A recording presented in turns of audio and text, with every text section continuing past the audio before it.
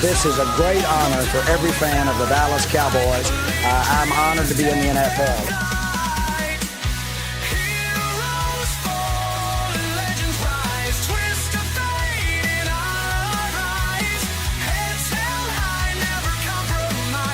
What can I say? Mamba out.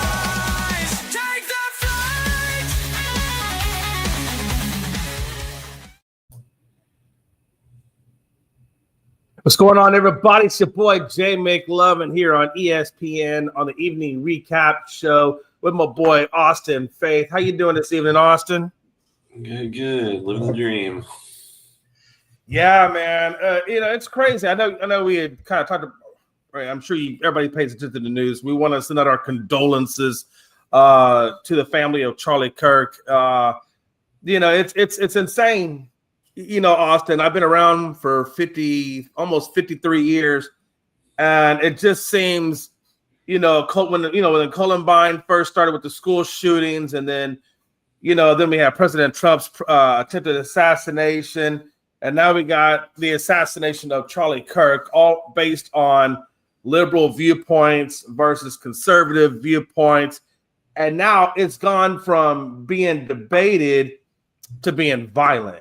And I just don't get it, Austin. I don't get where, and man, maybe I'm just out of touch. Maybe, because this was a 20, or I don't know how old he is. He's definitely in his 20s, but it looks like it was a college age kid that did this. It's just getting crazy, Austin, man. I don't get it. What's your thoughts, man? It's crazy. It's that radical ideology. It's taking things to the next level just because their feelings are getting hurt. I mean, it's not like he was actually far from being a violent person.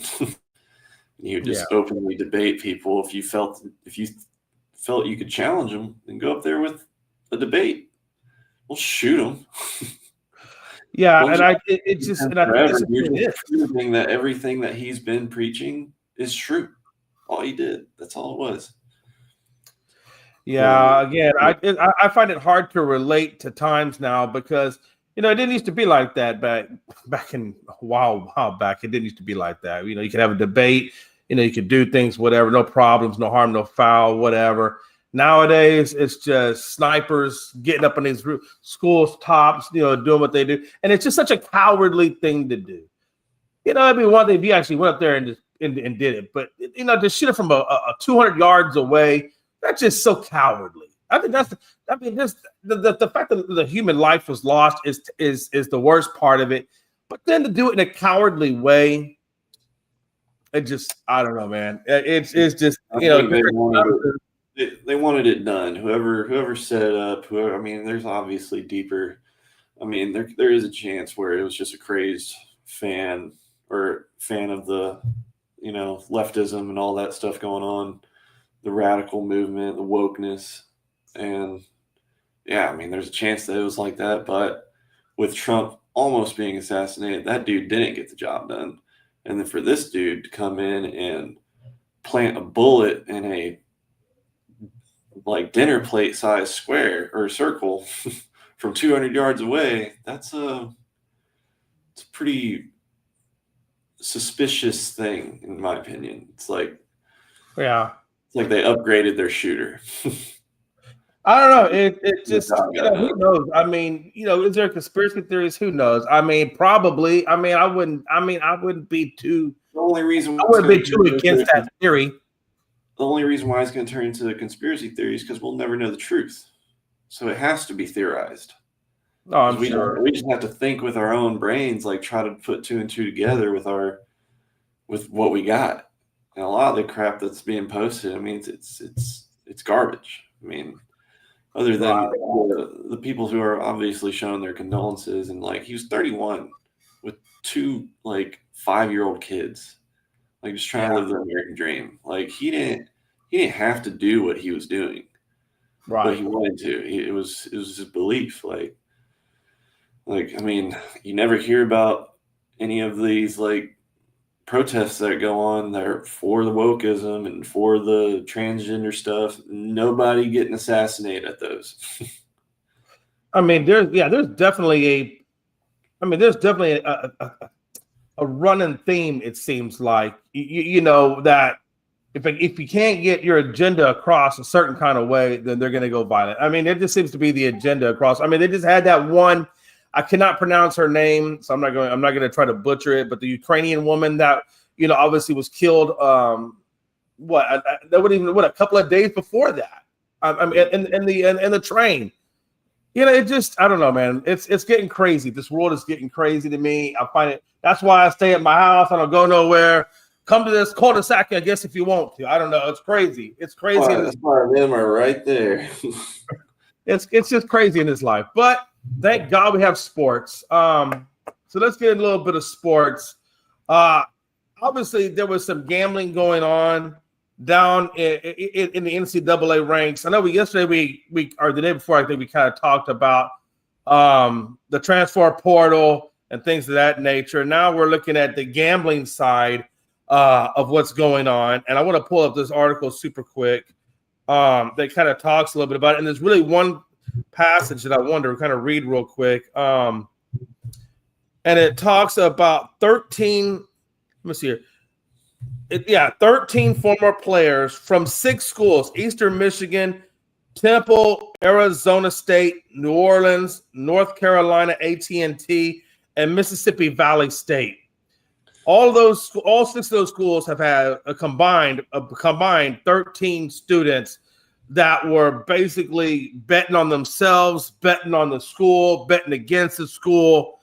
And now they have been banned from, I guess, playing in NCAA at this point.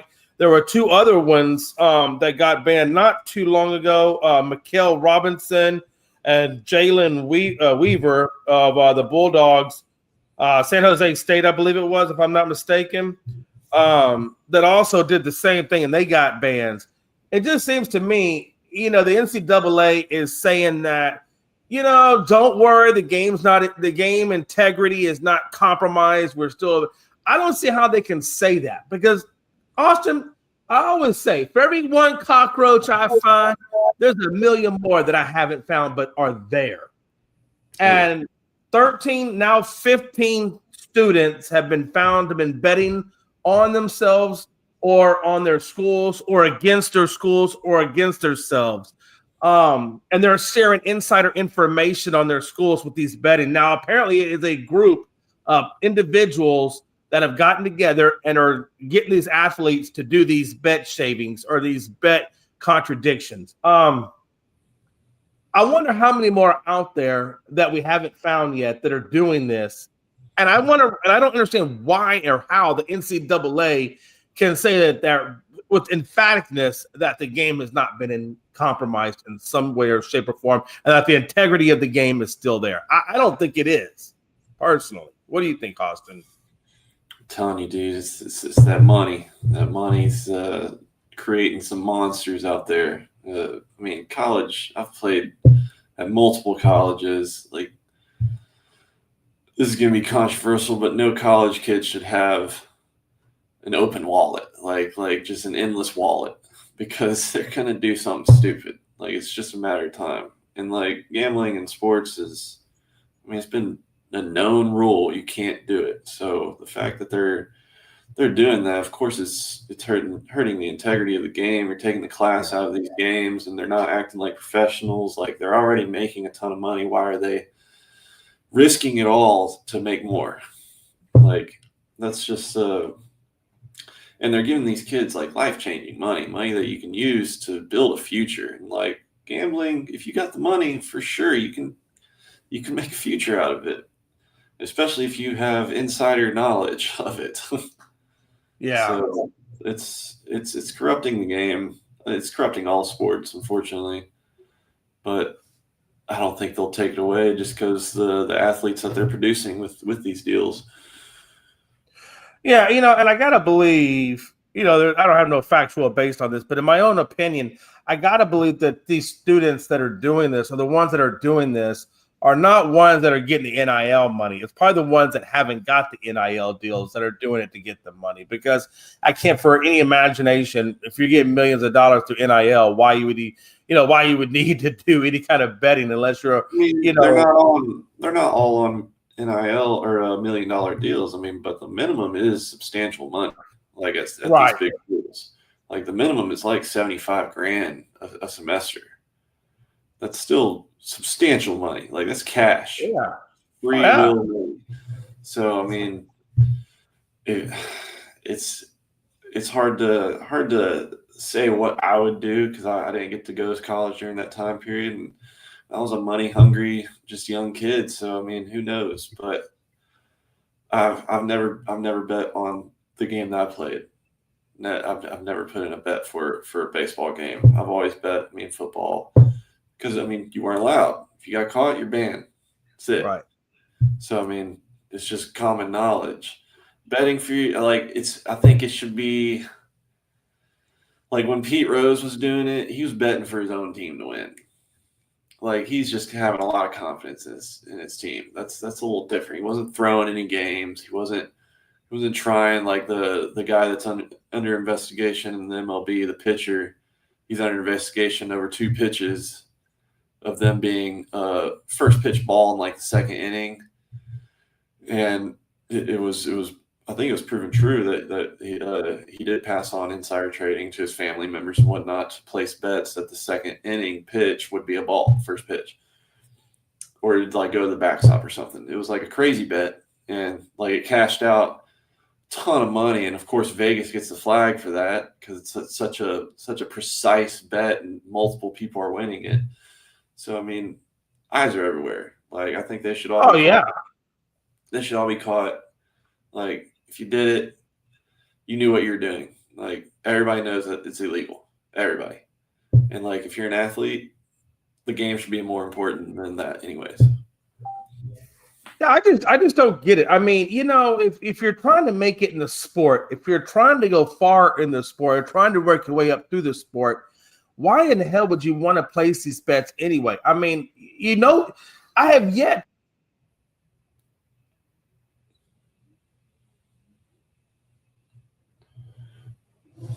Oh, hold on. I lost you.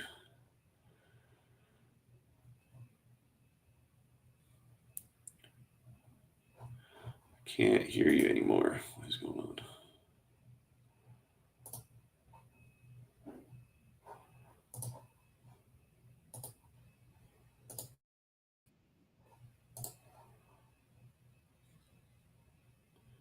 I can't hear you. Is that better? Oh, there it goes.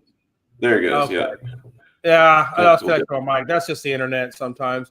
No, I just feel like it's not worth placing a bet when you're number one trying to do something in the sport. Right. I just don't get it. You haven't made it yet. You're trying to make it. Why would you jeopardize your collegiate future? Not to mention the fact that you're going to get kicked out of school. You're going to lose all that scholarship money. Right. You're literally just throwing your whole future down the drain for somebody else to make a good amount of money off of what you're doing. Yeah. I just don't get that. Yeah, it blows my mind. And you notice it's a lot of schools in the southern region. So it's crazy to me. All right, I'll turn our attention quick over to baseball. As you know, today the Astros got their asses handed to them. I don't know if it was blacked out, so I was only able to watch it on my ESPN because I don't have MLB Network. But I don't know if you have MLB Network or if you saw any of the box score or any of the replays or highlights of the game that happened today. But it was a bloodbath, man. Javier gave up 4 runs. Lance McCullers gave up an additional 2. We lost 6-0. Our offense only got 2 hits. I mean, it was just a god ugly game for us. And I got to tell you, Austin, this is the kind of stuff that makes me worried about this Astros team because we are now on the 11th day of September. And it just blows my mind that we are still not in that engagement mode of heating up, getting ready for the playoffs. I mean, I don't get it. No, yeah, I agree. This is crunch time. Like they need to be getting their P's and Q's together because it's going to be real quick when these games really, really matter. And I mean, usually the teams that don't got their stuff together right now, they don't make it. I'm really liking the Tigers right now. I think that they have a Yeah. really good chance. Their staff is just unbelievable. But do you put the struggling issues of the Astros? I mean, it's one thing to say the injuries, right? I mean, we just got Luis Garcia just got put on the IL. I think the 10-day IL for elbow discomfort, right? But do you think that this is as much the manager's issue or fault as the players' lack of execution, or do you? I mean, because it just seems to me last year we weren't struggling offensively, like we are now. I mean, it's the organization, 100%. It's not. I don't think it could be pinned on exactly one person because these organizations, the way they work. When I was at the Mets, I mean, it was like a revolving door of new people, new positions. Like basically, everybody wanted to feel like they were doing something. Like we had a guy for every single step of the way throughout our day. A nutritionist, like 5 trainers. A guy that ran stretches, a guy that ran our throwing program, a guy that ran, like it's so micromanaged, and like these teams are always making new changes every year. So they probably brought in somebody or something, or incorporated a new program or something that is either the workload's too high, that's why we're having so many injuries, or they're not working enough, or there's something missing, and that's what happens with these organizations. That's why they're constantly getting better. Also, like we're seeing better baseball because these organizations are investing the money and the time and reaching out to the right people and the right resources to bring another edge to the games. And that's how I see it. Like comparing year to year, there's so many changes that happens behind the doors and through the minors and just so many things that they're probably having to do more of or less of, and it can throw off it's a domino effect, or it's a butterfly effect. You do something 5 months ago and then you continue doing it, it could not work out 5 months later. It just seems to me, Austin, last year to this year couldn't have been so great. I can't imagine. I mean, I've never seen this amount of pitchers in the Astros organization going on the IL. I mean, literally, we've got Eric Getty. I don't know if he's on the IL or if he's off, but he's just battling some soreness. But either way, I know he was hurt for a while. And then you have Garcia, who came off and now is back on. And then you have Javier, who just came off.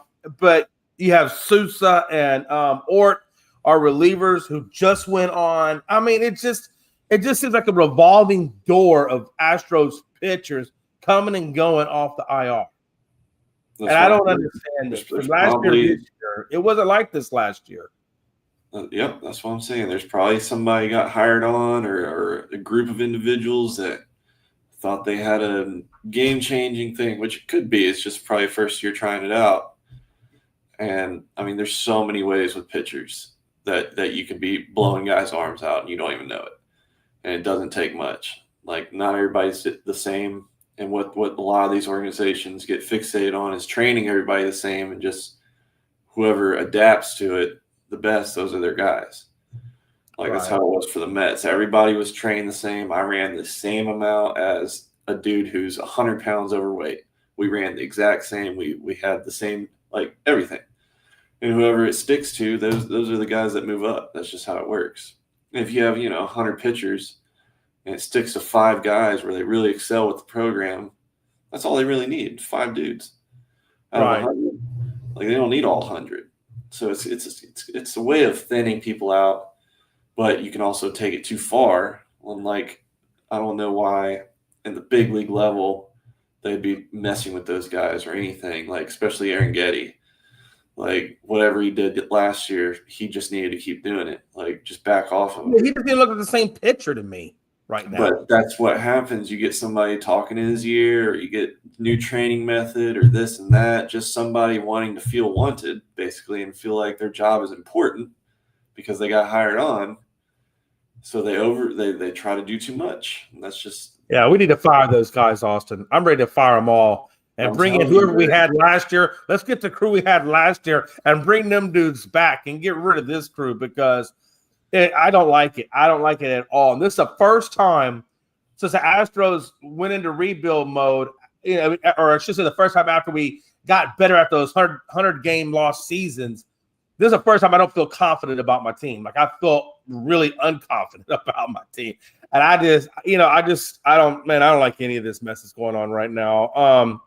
Paredes may be back towards the end of this regular season, so maybe we may have him available going into the postseason. It looks like possibly we could get back, or just JP France should be back with the team now. I'm hoping they'll throw JP in the bullpen because we really need some serious bullpen help. Mm-hmm. And I'm hoping we get Hader back. There's a possibility we get Hader back right as we go into the postseason, which then we could put Abreu as a setup guy, Hader as a closer, and I think we would, and I think we'd have a better pitching. Our starting pitching, for the most part, with the exception of the Lance McCullers issues or the Eric Getty issues on those games that we lost when they started, or even Javier's game today where he just got blown out. For the most part, our starting rotation has been really good. Matter of fact, that Jason Alexander kid has been really good. And Blue Ball, the guy that they picked up, seems to be doing really, really well pitching. I just think it's kind of our bullpen that kind of hurts. And it doesn't hurt the fact that we only got 2 hits today. Now, I know you can say, well, Glasnow was on the mound today, and he is a damn good pitcher, so I'll give him that much. But our pitching was just incredibly atrocious today. And I'm hoping – we got the Braves coming up. I think tomorrow we start the 3-game stand against the Braves, and then right after that we get Seattle, and then we got Texas, and then they get the Angels, and I think we round it off with the Athletics, I believe, as we go into the if we make it to the postseason. Because I got to tell you, if Seattle wins tonight, they'll take over first place. We'll go back into the wild card.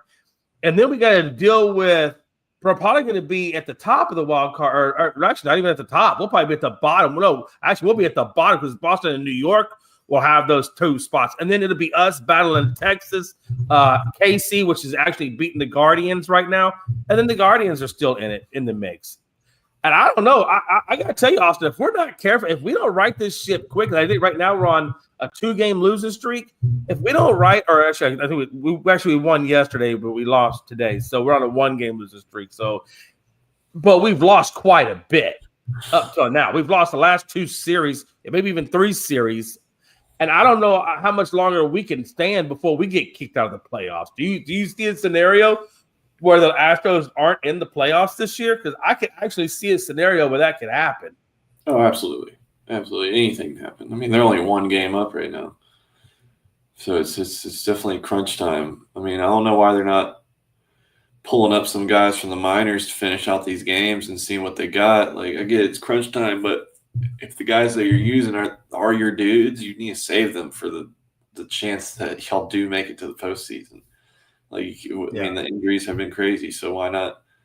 I mean, I got a couple buddies that play. They're pretty high up in the Astros. Hayden Wisniewski and Forrest Whitley. I've kind of trained in the same facility with them and whatnot, seen them throw a lot.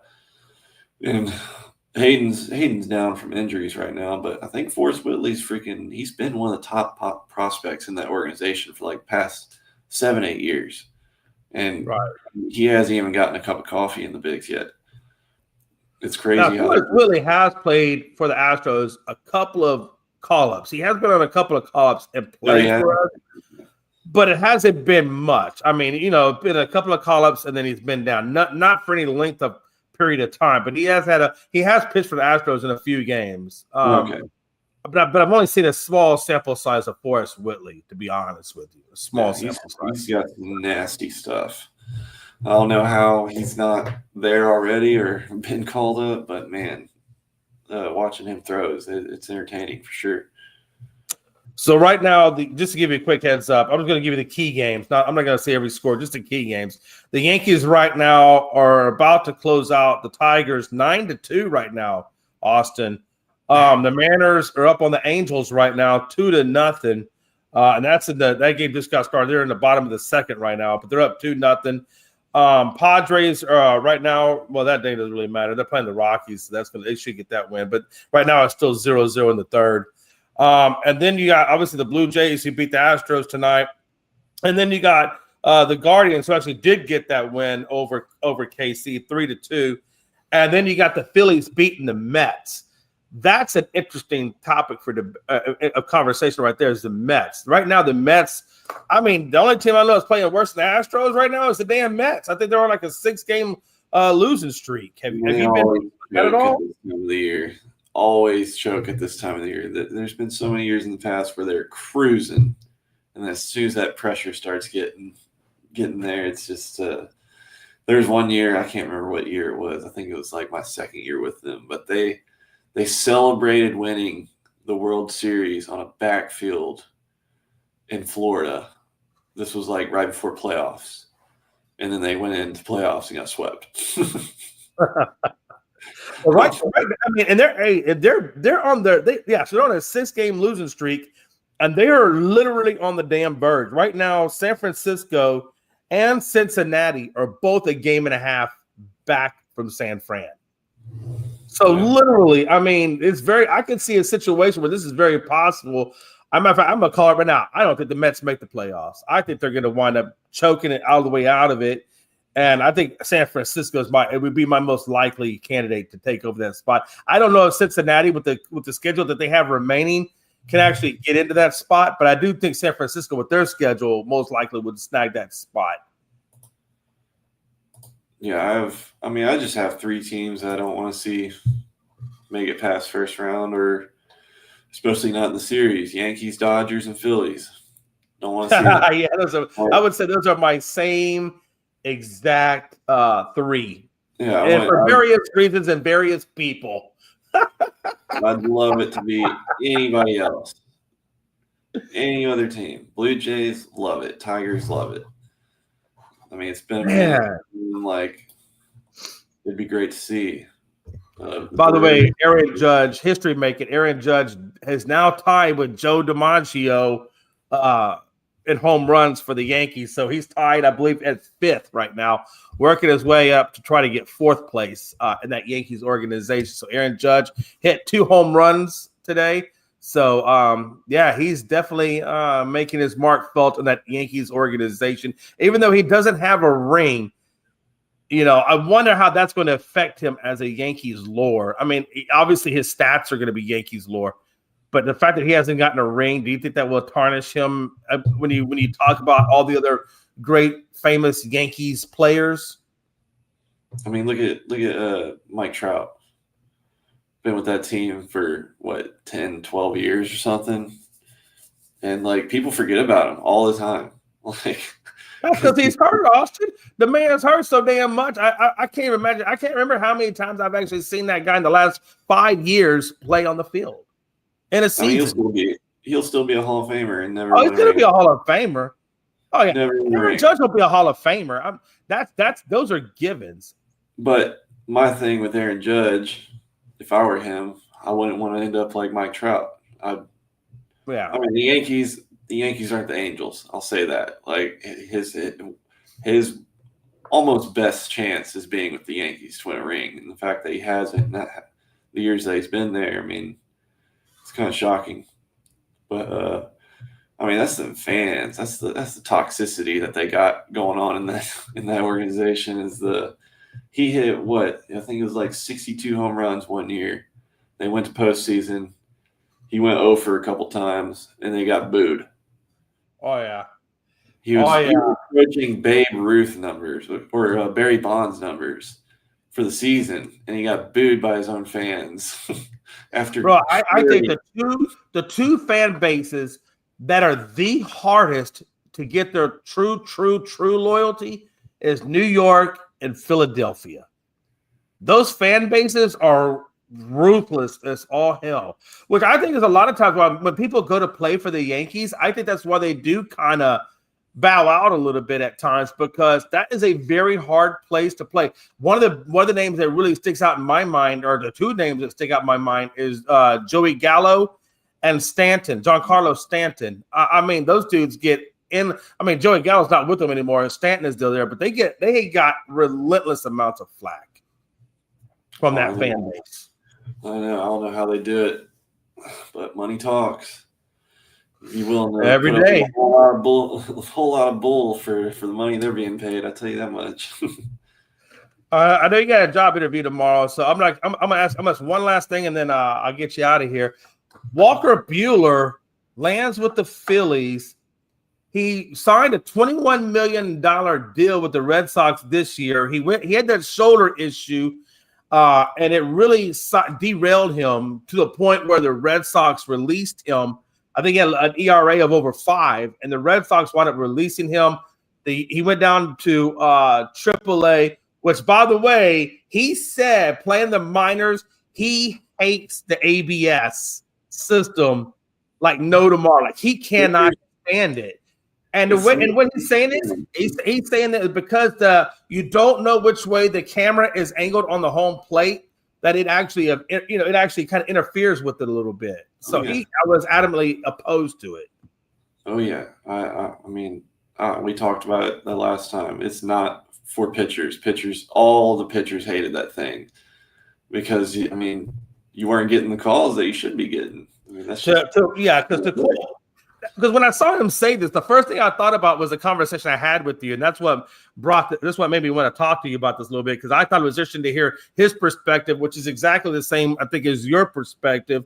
To put him in quotations, I think it's inaccurate, said Buehler, an 8-year veteran with 2-time All-Star. I think in most of the stadiums, it's not even actually on the plate. I think it shifts certain directions in certain ballparks. I think the human element is a huge part of the game. I think starting pitchers that have pitched for a long time deserve certain parts of the plate the other guys don't. So, it's and then he goes on to say, I think the punishment for challenging something that's clearly a strike is not big enough. I could kind of go on. So, even he doesn't like the strike zone or the way that the camera views the strike zone. That's what I was saying, because I'd throw some pitches there my first year with the Mets, and I'm telling you, I have recordings of them. It's right down the middle, and they're calling it ball. And there's no way of proving if it's accurate, because it's not like laser outline of the plate and it's just stationary. Like it's manually set up before the game, so it could be a couple inches off, and nobody knows.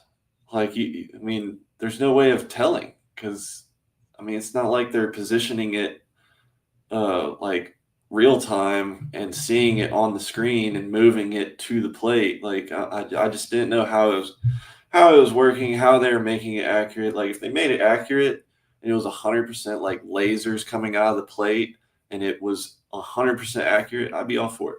Because, I mean, there's just a lot of pitches that you don't get from human error that, I mean, it goes both ways, and then there's no question about it. I mean, you'd think they would set the thing up. They would have maybe a minor league pitcher or whatever come in, or whoever they want to do have come in, and just throw balls at a catcher and see how it gets read, and then they could adjust it accordingly, right, to have it be more accurate. But I guess it doesn't work like that. Otherwise, I think they would have already done that. It must be a different type of setup or something along those lines. I have no idea how it worked, but I know that it was not accurate. And it deplenished many guys' careers because of it. And these are minor leaguers. Why are you squeezing minor leaguers? I was in low A, and we had that zone, the lowest level. And they're trying to squeeze us, like guys that already have control issues that just throw the crap out of the ball that were there getting a shot, and they got released because they're walking too many guys. We broke a franchise record one game. We had 19 walks, and they're like, "That's crazy! 19 walks? 19 walks." Yes, I didn't pitch that day, thank God. But it was like a 5.5 hour long game. And it just destroyed many guys' stats for the rest of the year. Like, there's no coming back from it. Right. And like, I pitched some games where it ruined me. Like, I walked. I remember I had 2 starts same week. Both times it happened back to back, where I walked all 3 of the first batters. That's incredible. That's crazy to me. And you would think that not Major League, but at this point, minor league baseball would see that and be like, that's an unusual amount of walks. Maybe we need to reevaluate this thing. But then we're watching guys in the bigs get in a way different zone. like getting a ball off, sometimes 2 balls off, sometimes even 3 balls off. So, and like when those games are happening, those guys are looking like superstars because the umpire is forcing the hitter that you have to swing at these pitches. You have to defend the plate. And so these guys that would probably get raked in the minors are just excelling and just have no idea what it's like. Oh, absolutely. Absolutely, man. Absolutely. You know, so Walker Buehler gets picked up by the Phillies to replace Zach Wheeler, who is now lost for the season and maybe more, honestly. So he's going to be there filling. They're going to go with the 6-man rotation. I watched Walker Buehler in a couple of games, and he looks absolutely garbage. But he thinks that he can help them if they make the postseason. I don't know how a man can go from not pitching good with one team and in the same year think he's just going to turn it on in the postseason. What are you thinking that where Walker Buehler thinks he's going to help them out, where he hasn't been able to help out all season? I mean, if he feels healthy and I mean all those things, if his velocity's fine, he feels strong, feels good. I mean, it's not. I mean, putting him in the minors, like I've always said it, like pitching in high stakes games. Like if you brought up every minor leaguer to finish out this season, you'd see some damn good baseball. Like, right. They'd perform more, like more than the expectation, 100%. Like everybody can pitch in the bigs. It's just you have to pass all the resumes and all the interviews through the minors to get to the bigs. Yeah, it is definitely. It definitely sounds like that is a process. I definitely want to talk to you more about that process when we have more time. Maybe tomorrow night we'll talk a little bit more about that as well. But I know you got a job interview, so I'm not going to keep you, man. If you've enjoyed today's, or I should say tonight, if you've enjoyed tonight's show, man, give us a subscribe down there on our YouTube, and also check us out on Facebook, Twitter, and TikTok and everywhere else you view. Until next time, it's your boy Jay McLovin, Austin Faye saying